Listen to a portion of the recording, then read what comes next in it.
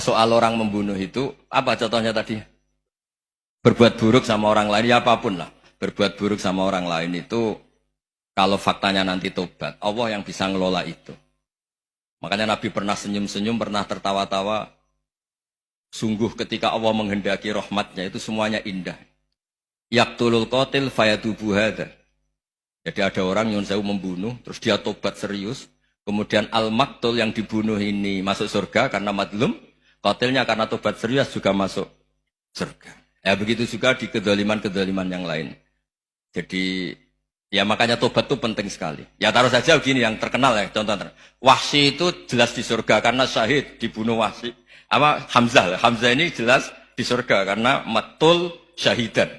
Dibunuh secara syahid oleh Wahsy. Tapi karena Wahsy tobatnya serius, nanti juga di surga. Begitu juga keburukan-keburukan yang lain.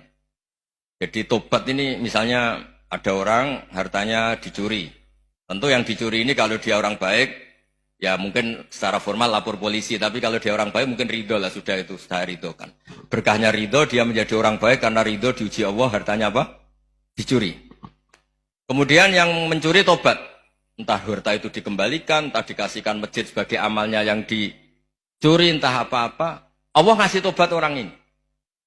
Kemudian sama-sama jadi orang baik, kemudian sama-sama di surga. Makanya itu Nabi sampai senyum-senyum, betapa rahmatnya Allah tidak terbatas. Sama lagi, betapa rahmatnya Allah tidak terbatas. Bahkan qatil sama maktul bisa ngopi di surga bareng tadi itu. Karena ya tadi, masyhur itu. Yang paling legenda dalam sejarah Islam kan, saya pernah membunuh orang yang sangat dicintai Rasulullah. Sebagai tobat saya akan membunuh orang yang paling dibenci Rasulullah. Singkat cerita, Wahsy ini menangi bunuh Musailamah al-Kadzdzab. Orang yang ngaku-ngaku Nabi yang merusak tatanan apa? Islam.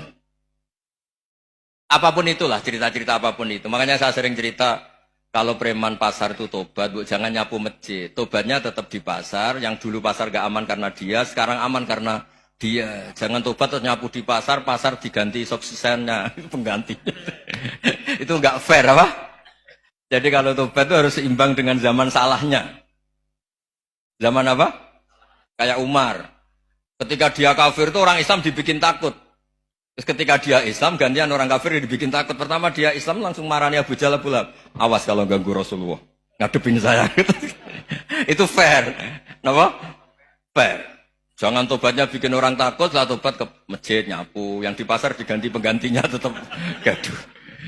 Gak boleh. Harusnya kalau lama bikin pasar takut, ya sekarang lama bikin pasar apa? Aman. Itu tobat yang apa? Seimbang. Ya kira-kira gitu ya. Nanti tak pandu kalau sudah diarah.